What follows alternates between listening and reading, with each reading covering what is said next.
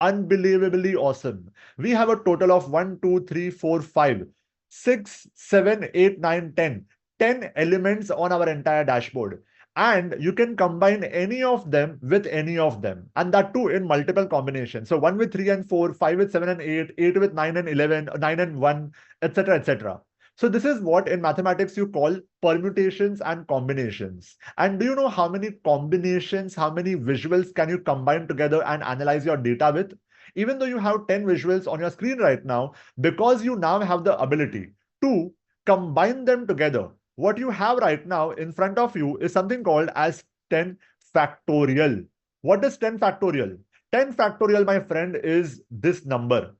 It's a total of 36 lakh 28,800. This is the total combinations. 1 with 2, 1 with 3, 4 with 7, 8 with 9, all of this. It's combination. You have a total of 36 lakh ways in which you can analyze your data and get insights. How many of y'all here are mind blown by the concept of interactivity? Drop in a MB in the chat if you're able to realize how insanely amazing it is. Imagine building 10 visuals and analyzing your data in 36 lakh different ways. That's what you get to have. And this is mathematically proven. So this is exactly what you have, my friend, when it comes to the concept of interactivity. And what you need to do is go ahead. And I see a lot of people dropping in a mind blowing, and this is insane. That's wonderful. How about this? Guys, I want you to decrease the height of all your visuals.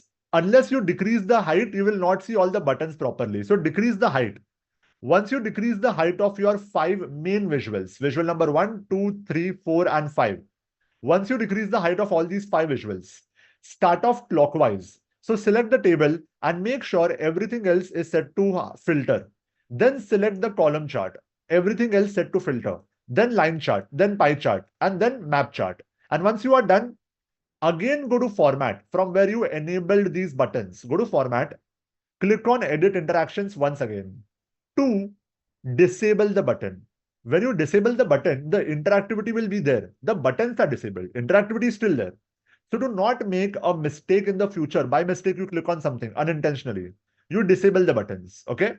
So go ahead, go to format, enable it, set the interactivity. Once you are done, increase the height of all your visuals just like this and disable the buttons, okay? So go ahead, do it for 5 visuals. Visual number 1, 2, 3, 4, 5.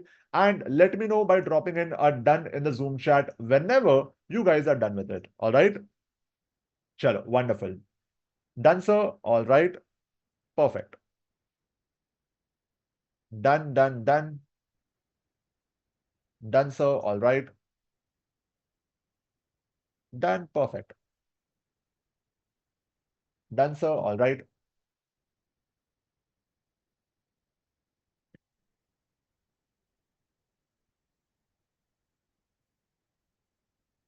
For some visuals, we don't have highlight. Yes, because logically, you cannot have highlight. Think about this. For example, for a card, you cannot have highlight. You can only have filter or none. Why? Because how can you highlight a number? For example, if I told you, I will only show you this much. Whatever is below this line, I will only show you this much. All of this will not be shown to you. Will it make any sense to you? No, right? So you cannot highlight a number, right? That is why wherever it is not possible, you don't have highlight. Guys, everyone clear with this? You cannot highlight a part of a number. I cannot be like, I will show you 5% of the number 9, right? So it doesn't make any sense. Okay? Chalo. By default, what is the interactivity that we have? Wonderful question. So here's the thing, guys. By default, you have different interactivities for different visuals. There is no straight interactivity, one interactivity for everything. All right. So you, my friend, and again, sorry, just a second, guys. I see one person, Rahul Artava. Please don't spam the Zoom chat. I have shown you the format tab in front of you. Format, edit interaction. Okay. Sorry, it's okay. No problem. Format interactions is right here. Only if you select something, you have format. If you don't select it, as I have told you already, you will not see format. Select a visual. Make sense? All right. Chalo. So guys, as I was telling you, you will not be having a single interactivity by default for everything. There is different interactivity for every visual. For example, a column chart will have the interactivity of highlight by default. Here you will have highlight by default, but in a line chart, it will be filter because there is no highlight. So you cannot rely upon the default interactivity. What you need to do is set it manually one by one by one. And once you are done, increase the height of all your visuals. There you go. And perfect. There you go. Done. Now you are back to your entire visual, your entire dashboard. And now you can truly call this entire dashboard proudly an interactive dashboard that you, my friend, have built with a bit of my guidance as well, that you can add to your skill set, to your resume, to your knowledge, to anywhere that you want. Let me know in the Zoom chat, guys. Yesterday and today, you have met me, I would say, less than 24 hours ago. Yesterday at 7 o'clock, it's today 11 o'clock, right? Hardly less than 20 hours ago, right? I would say. And you have learned how to build an entire dashboard, and we have spent hardly 4.5 hours together. Let me know in the Zoom chat, guys, if you're extremely happy with what you have gotten so far. In a 99 rupees workshop, you have learned how to build an entire dashboard, added that to your resume, learned the skill that can help you visualize your data and analyze your data for your own company as well. Do you find that awesome? Let me know in the Zoom chat. And we are yet to have a lot more things. I have so many things which are the best parts coming up in the next few minutes as well. So I hope you're super happy with what you have gotten so far. And we are going to go ahead and make things even better on top of it. I see a lot of people dropping in a big yes. All right, perfect. Chalo, I'm going to go ahead and now help you understand something which is very important, because if you don't understand this, everything that we have done so far is useless. You might as well throw it out of the window.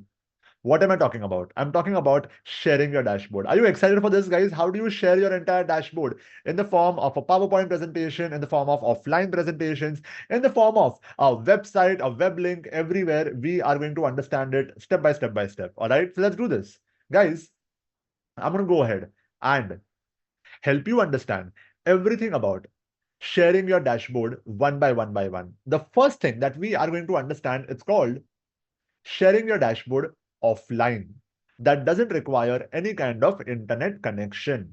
So what do I mean by this? Guys, when it comes to sharing your data or sharing your dashboard offline, this is all that you have to do, okay? The small caveat here, the small requirement here is the person whom you are going to share this entire Power BI dashboard with, they need to have Power BI desktop, which is the free version of Power BI. Okay. If they don't have Power BI desktop, you cannot share the entire dashboard with them offline because they will not be able to open it. In that case, there is another method. I will come to that also. But before that, assuming that the person whom you are going to share this entire dashboard with has Power BI desktop version, the free version, right? This is what you need to do. You need to first of all save your entire file. Okay, so what do? You save it. As you can see, today is the 6th of October. Time right now is 11:36 a.m. I have saved the entire dashboard. Okay, and I have saved it on my desktop. If you are saving the entire dashboard another time, you can go to File and Save As. Whatever you do with your Excel, PowerPoint files, same thing. File, Save As.